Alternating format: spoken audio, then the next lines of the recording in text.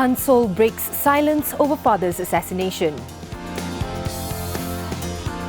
MH370 interim report highlights lack of leads. Hi, I'm Desiree Gasper with Cuppa News.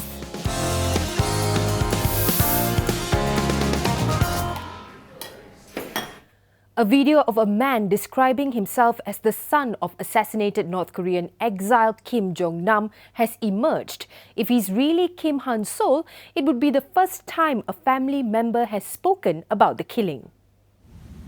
Hi, my name's Kim Han Sol from North Korea, part of the Kim family. Here's my passport. The 40-second video was uploaded to the YouTube page of a group called Kalima Civil Defence, which claimed to have extracted vulnerable members of Jong-nam's family with the help of the Dutch, US and South Korean authorities. The group was keeping them under protection in an undisclosed location. My father has been killed a few days ago. I'm currently with my mother and my sister, and we hope this gets better soon. Yeah. There was no indication where or precisely when the video was made. South Korea's intelligence agency confirmed the individual on the video is Han Sol. The 21-year-old is believed to have graduated from Sciences Po University in Paris and had been living in exile with his parents in Macau before he disappeared with his mother and sister following his father's death. Because of his bloodline, Han Sol could be seen as a rival figurehead in a state ruled by his uncle Kim Jong-un and roiled by bloody purges. Prime Minister Datuk Seri Najib Tun Razak has ruled out severing ties with North Korea, saying that the government would seek to negotiate a way out of a rapidly escalating diplomatic row. At the moment, they're still on because that provides us with a channel, because you need to have the channel to talk to them, to even negotiate with them. We are very few countries that have been very fair to North Korea, quite friendly to them. So we didn't pick a quarrel with North Korea. It was never our intention.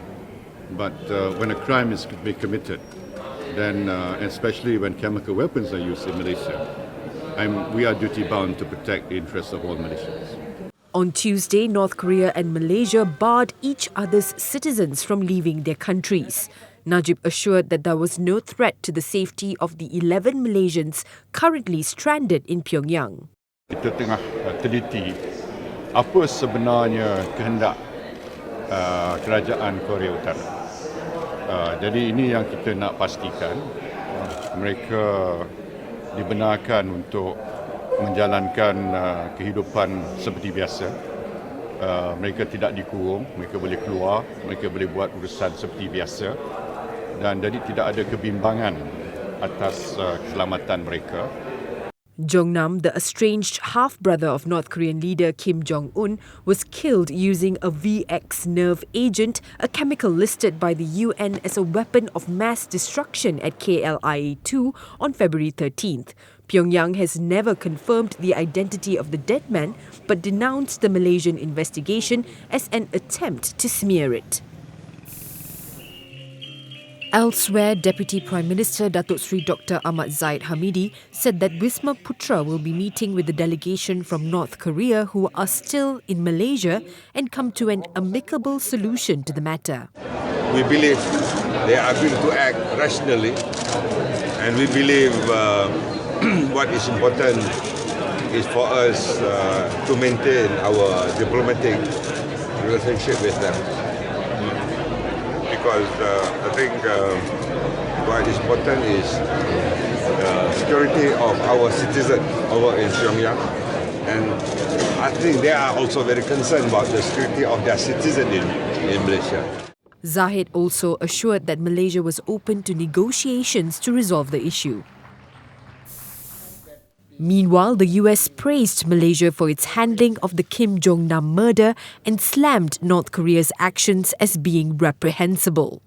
The hijacking of the territory of a country by a foreign power for the purpose of murder, for the purpose of political assassination, is reprehensible.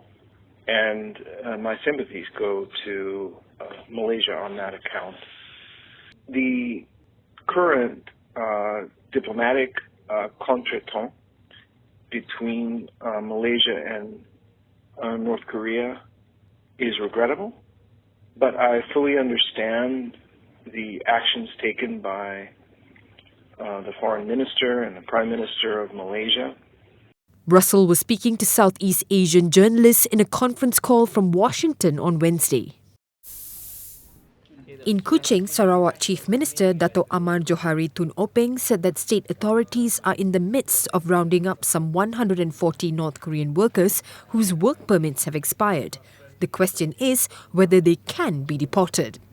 Deportation has to be done, kerana illegal. But then with the current problem we have, diplomatic problem we have to get clearance from the government. He also told reporters that more than 170 North Koreans are in Sarawak, most of them working in construction and coal mining. On the third anniversary of Flight MH370's disappearance, the Technical Investigation Committee revealed that there's still not enough evidence to determine why the Malaysia Airlines jetliner changed its course. The Malaysian arm of the International Civil Aviation Organisation said in its third interim statement that investigators are working on finalising findings on 8 relevant factors. These include the diversion from the flight path, the aircraft's cargo, as well as the organisation and management information of Malaysia's Department of Civil Aviation and Malaysia Airlines. As the wreckage and flight recorders have not been found, vital evidence to determine why the Boeing 777 diverted from its flight plan route was lacking. Meanwhile, in Beijing, around 20 Chinese family members of MH370 passengers visited the Chinese Foreign Ministry to petition the government to continue the search for the missing aircraft. 所以说，我们老百姓只能依靠政府，依靠别人，依靠我们自个儿。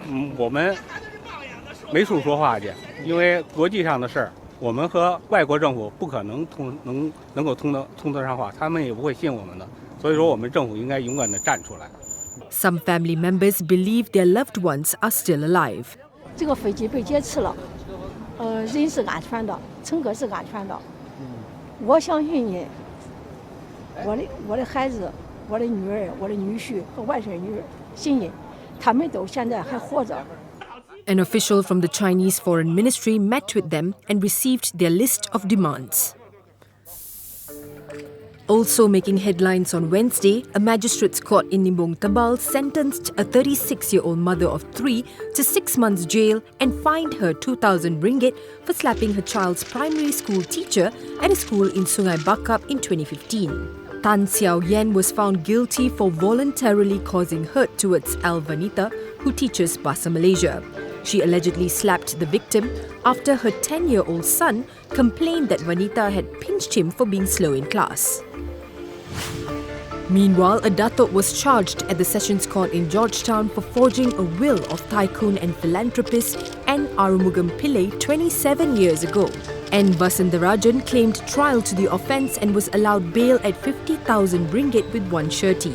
Sessions Court Judge Irwan Suwainbon set the next date for mention on April 10th. This rare white rhino was shot 3 times in the head and had one of its horns sawn off, probably with a chainsaw. 4-year-old Vince was found dead in his enclosure by his keeper at Thoiry Zoo, west of Paris, on Tuesday morning. His companions, Gracie and Bruno, were unharmed. C'est une énigme. Les 2 autres rhinocéros sont indemnes. Donc est-ce qu'ils ont été surpris par quelque chose? Est-ce qu'ils voulaient aller vite? Je ne peux pas vous dire. Donc la gendarmerie évidemment est intervenue tout de suite à ma demande.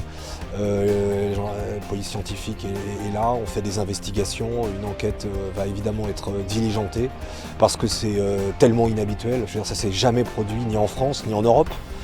Donc on est sur quelque chose qui est terriblement nouveau. A kilo of rhino horn can collect as much as 57,000 euros per kilogram. It happened in an instant, a train ploughing full speed into a truck in the Chilean town of Requenoa.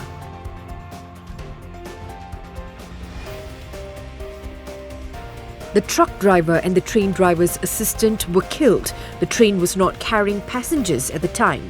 The cause of the collision is still under investigation, but the surveillance video shows that the truck driver may not have obeyed the signal to stop. A sea turtle dubbed Piggy Bank has had her fortunes restored after Thai vets removed 915 coins from her stomach, a deposit built up after years of gulping down good luck pennies tossed into its pond. The 25-year-old turtle, called Omsin in Thai, underwent a grueling 7-hour surgery on Monday to remove the 5-kilogram hoard of coins. Omsin lived for 2 decades in a small public park in Chonburi province. Visitors tossed coins into her pond, seeking for good luck, a practice vets have urged the public to stop. In conjunction with International Women's Day, we're wrapping up with the launch of Star Media Group's first All About Women campaign, Women Do Wonders. Happy Women's Day to all you ladies.